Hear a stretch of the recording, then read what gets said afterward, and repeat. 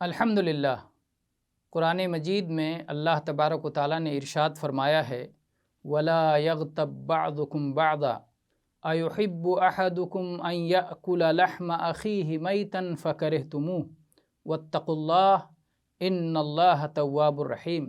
سورہ حجرات آیت نمبر 12۔ تم میں سے کوئی کسی کی غیبت نہ کرے۔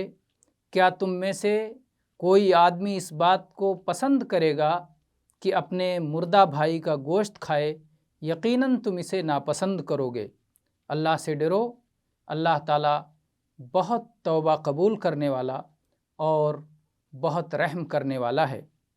اسی طرح سے اللہ تعالیٰ کا ارشاد ہے ما یلفظ من قول الا لدیہ رقیب عتید، سورہ قاف آیت نمبر 18، کہ انسان اپنی زبان سے جو لفظ ادا کرتا ہے اس کے پاس ایک نگراں اسے لکھنے کے لیے تیار ہوتا ہے۔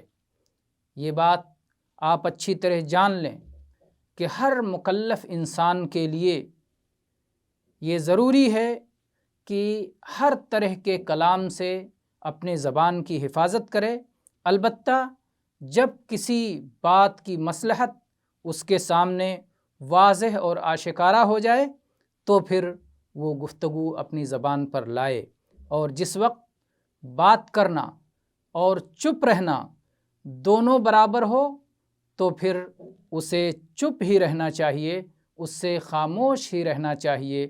یہی سنت ہے، اس لیے کہ کبھی کبھی انسان ایک جائز گفتگو شروع کرتا ہے اور پھر دھیرے دھیرے مکروہ اور حرام تک پہنچ جاتا ہے، اور عادتاً ایسا آپ بہت زیادہ مشاہدہ کریں گے، اور کوئی چیز سلامتی کے برابر نہیں ہے۔